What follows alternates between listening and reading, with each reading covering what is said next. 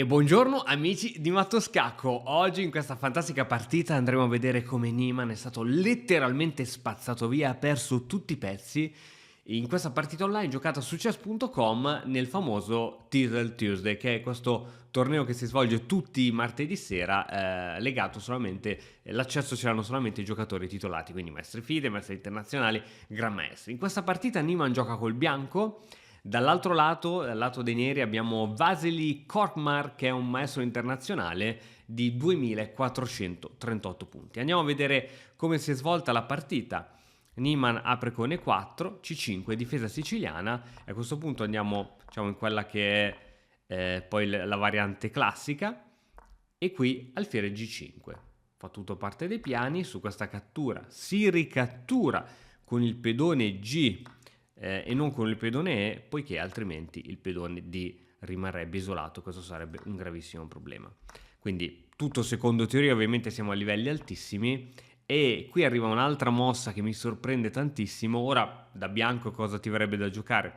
Arrocco probabilmente, o magari rischioso perché adesso c'è la colonna G aperta, magari si può fare qualcos'altro. Donna di 2, arrocco lungo, va bene. Niemann gioca alfiere per C6 e siamo solamente alla nona mossa che Niemann decide di giocare senza alfieri. Qui c'è un muro di pedoni devastante che impedisce ai pezzi del bianco di muoversi. Tutte queste caselle che sto evidenziando in verde sono totalmente controllate dai pedoni del nero. Se è vero che questi pedoni sono fortissimi, questi pedoni possono diventare anche deboli, perché alla minima spinta di uno si creano dei buchi. Esempio, il nero un giorno spingerà il pedone E, si sono creati buchi sulle case chiare.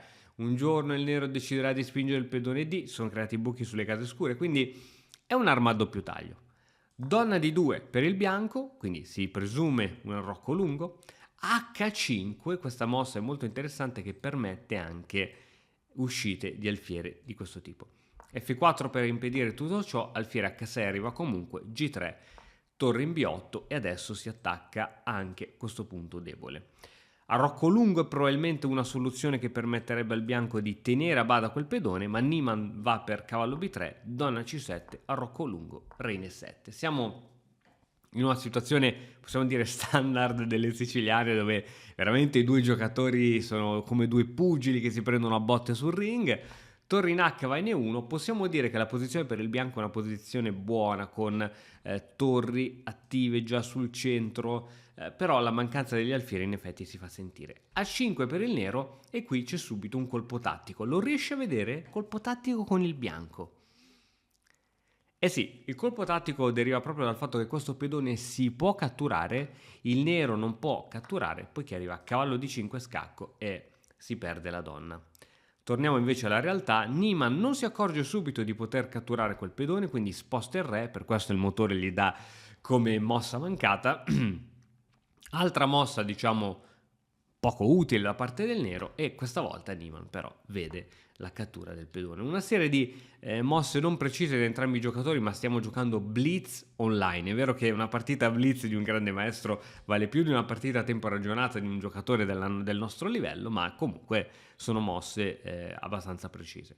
Alfiere in E8 e ora cavallo in E3. L'idea è quella di riuscire a portare un cavallo in D5 con attacco doppio su re e donna, il pedone è costretto a catturare e ci va l'altro cavallo. Quindi il re si sposta da questi attacchi, donna in E2, con l'idea di andare a catturare in H5, secondo me non è proprio una cattiva idea, e dopo torre in B4 arriva donna per H5.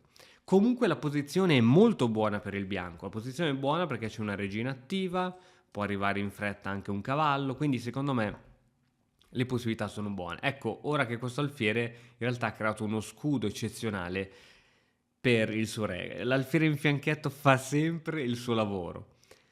Cavallo in diva in D5, qui secondo me arriva un pochettino la disfatta del bianco. Dove è stato l'errore? Qui il motore consiglia pedone F5, consiglia anche un po' questa mossa, ma a mio avviso, e io non sono assolutamente nessuno, il bianco qui sacrifica essenzialmente tutti e due i cavalli, quindi due pezzi leggeri, per togliere questo muro di pedoni e per prendersi una torre. Infatti la partita va proprio così.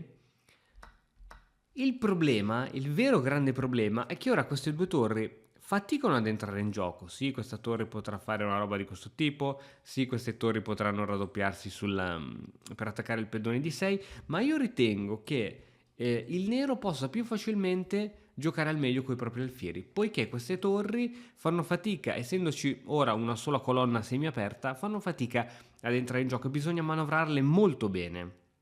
Niman ha vantaggio di tempo, ha vantaggio di posizione secondo il motore, ma non è facile da giocare questa posizione. Arriva pedone C3 innanzitutto, quindi una mossa difensiva. Arrivano mosse, diciamo, che possono sembrare comuni, ma tutte queste mosse in realtà pian piano fanno sì che il nero migliori pian piano la sua posizione. Addirittura ora siamo arrivati in una posizione di parità secondo il motore. Cattura, il re si sposta, B3 arriva un indebolimento della posizione. Questa diagonale è sicuramente debole. Niman non ha più l'alfiere camposcuro, B3 va ad indebolire questa diagonale. D'altronde il bianco che cosa fa? Che cosa può fare il bianco? Penso che possa provare a mettere una torre in settima, però bisogna capire se queste torri ora è meglio che facciano un compito difensivo o no. Arriva C4 con l'idea di fermare l'avanzata di 5, ma C4 purtroppo, come puoi vedere, va ad aprire totalmente la diagonale nera e questo sarà, diciamo, il fattore determinante della sconfitta. Arriva D5, cattura. Cattura, ci sono attacchi a raggi X sulla donna che si deve togliere, C4 e ora giustamente il nero cerca di forzare l'apertura verso il re. Ha i due alfieri contro il re, la donna contro il re, la torre che può andare facilmente contro il re, qui la posizione è irrecuperabile, meno 11 di vantaggio, qui arriva scacco, il re si deve togliere, scacco, il re si toglie e qui Niman perde la donna grazie a questa inchiodatura, ma nonostante ciò Niman continua a giocare, perché? Perché il suo avversario ha solamente 2 secondi, quindi giustamente gioca fino alla fine cercando di giocare anche sul tempo, ma qui la posizione è veramente tragica. Regina e alfieri sono qualcosa di devastante. Qui Niman perde anche l'altra torre, prova a giocare ancora un po', ma arriva poi questo doppio in pochissimi secondi. Quindi questi giocatori ovviamente hanno una visione tattica devastante e il giocatore col nero riesce ad avere la meglio su Niman, che aveva giocato una buona partita con un buon attacco, una buona posizione, ma